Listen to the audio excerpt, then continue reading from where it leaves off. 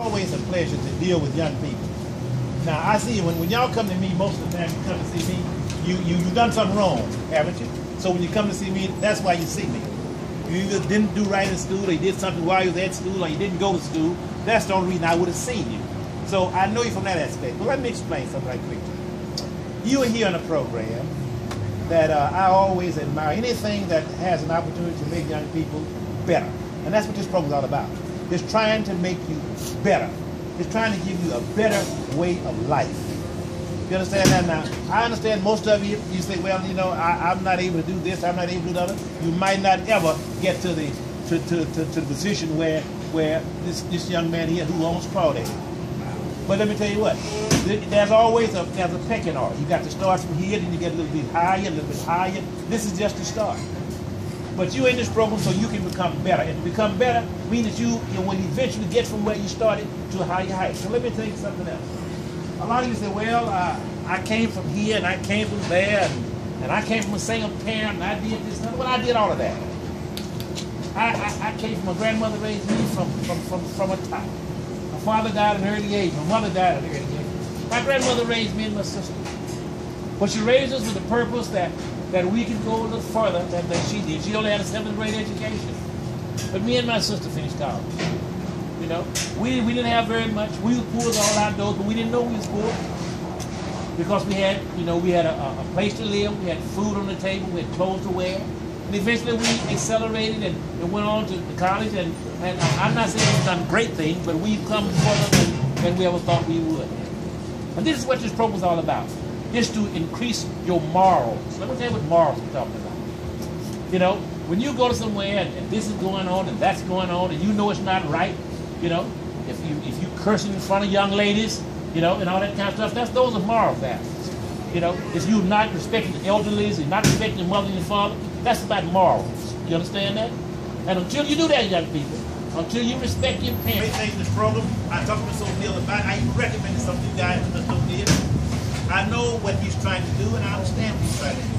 But I'm trying to tell you, when you come to me, you don't need to come to see me. I don't ever want to see your faces again.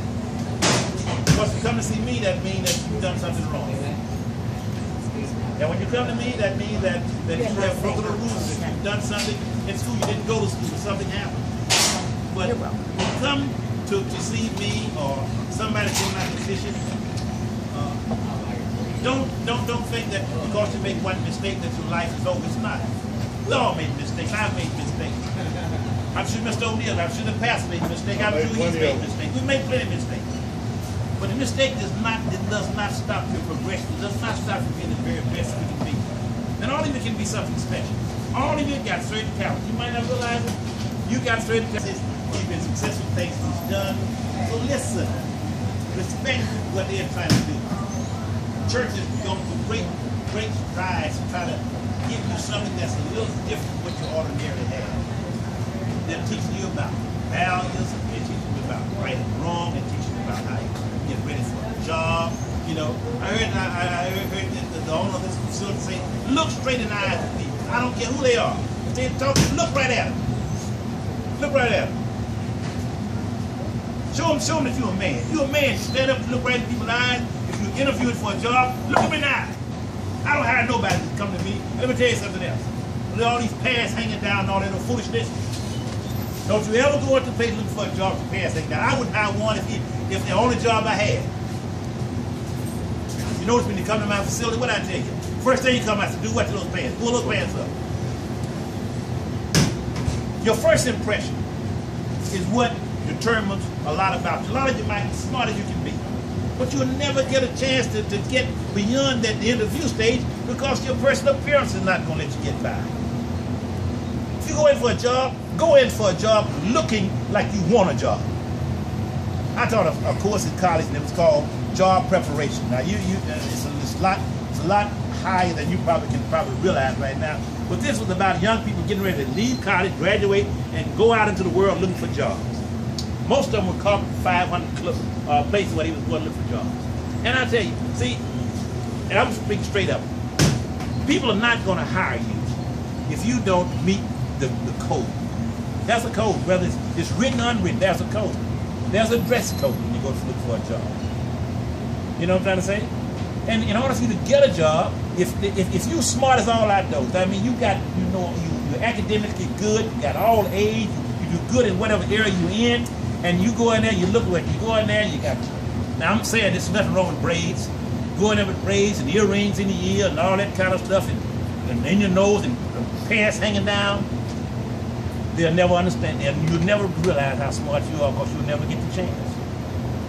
So you get cut down right there at the door. You won't get a chance to show how smart you are. So I told my young people that's going up college, I said, when you go, act like you want a job. Look at people in the eye. Ask them straight. Don't be mumbling under your voice. That's a stereotype that we got to get rid of. I'm talking strictly black and white now. That's what I'm talking about. You understand that? I'm telling you straight up what the deal is all about. When you go to people for a job, look at them in the eye. Stand up to them and they say, they ask your name, what's your name? My name is John Doe. My name is John Doe. You understand? In a way that's going to be, let them know that, hey, I'm here for strict business. And that's the only thing that this program is all about. It's trying to make you better than you are. It's trying to give you an opportunity to come from where you are to where you want to go. All of you like to live in a nice facility with a nice home, big cars, have money in your pocket. Would all of you like to have those kind of things? Well, in order for you to do those kinds of things, you've got to start from right here. This young man asked about could he have a job once he gets 16 years old? Could he work here? But he didn't have any grades. Now, he told you that you couldn't work here without any grades, right? Look at some of you good-looking kids, all on the football team. You can't play football now unless you got what? Grades. Yep. You can't do it. You told me you might be a great athlete, but you'll never have an opportunity to show the skills that you have because you neglected the part of growth that you have to go, and that's about education. Now, I'm an academician. Simply means that I'm all about grades. That's what I'm telling you. I don't believe that you should play it. I coach at a college level, and I coach guys from all over the country. And because I coach guys from all over the country, that means I deal with a lot of diverse personalities. When I say diverse, a lot of people with different personalities from a lot of different places. Done a lot of different things. And one thing is common about all of them is that they realize that in order for you to get where you want to go, there's a step that you got to take. Now you're not going to come from here to own the place. You know, your first job is not going to be owning the facility or owning a business. This sort, that's out. Your first step is that I got to start here. I got to get good work habits. You understand that? I got to be able to follow directions. You understand that? I got to be on time. You understand that? You got to be on time. If he opened this business at 7 o'clock in the morning, and he got to have all of his crawfish and everything cooked or done or boiled or whatever they do, and he got to have it ready for 7 o'clock, you can't come struggling up here at 7 o'clock if you're supposed to be doing that which is going to get him ready to open his business. You understand? If you got to be at 6 o'clock to do what you need to do for him to open at 7, you'll be here at 5:45. Take all of the wish-wash out. Well, I got stopped by a train. Take that out of the equation. You understand that? Don't never be late for anything, young people. I'm going to tell you experience, and I'm going to sit down, about being on time. I learned this when I was in high school. We was getting ready to play a football game. And I was way back, I was 15 years old. And all of you heard of Booker Washington High School, right? Well, way back there then when I was coming up, it wasn't one school in Shreveport, one black school in Shreveport. It was Booker Washington High School. They had 3,500 kids over there at that time. I was right over in the middle, a little bitty town right over in the middle, a little school. We had about 600 kids. And we were getting ready to go play Booker Washington High School. And we had a great player named, we called him Goliath, was a big boy at that time. Well, he wasn't big as I am, but at the time, I was about 140 pounds, so he was 200 pounds. I thought he was huge. He was our best player. And I know that we didn't have a chance to win without Goliath. So the coach told us that we're going to leave here at 4 o'clock, going to Shreveport, get ready for the game. Well, about 3:30, we looked around and we didn't see Goliath. He wasn't nowhere around. That's our star player. So we kept walking around the bus. We didn't get on the bus, just walking around. And about 10 minutes before the time to go to the bus, our coach come out and said, all right, let's load up, guys. And he said, all right, let's go. I mean, let's load up. We got on the bus. We all said, well, we ain't got a chance. Goliath out here. We don't have a chance to win this game. Our star's out here. We got on the bus, we was coming out of the parking lot, and we looked up the street. And we saw Goliath coming. walked out, and we had to cross the street. Old Highway 80, you know what? He had to cross the street to get on the campus. We was coming out of the bus. When we got there, the bus driver was slowing down, going to pick him up. You know what the coach told him? Run over him. He was late. He was late. Yep. He left him. He left him. And I'll tell you, the whole thing about this story is that I learned something when I was 15 years old, is that you got to be on time. We left him. We lost the football game in Freeport. I don't know if we could have won or not. We lost it. You know, we probably had a chance. You understand that? And this, I'm telling you, this comes around. When I won the state championship in Baton Rouge, the same thing happened.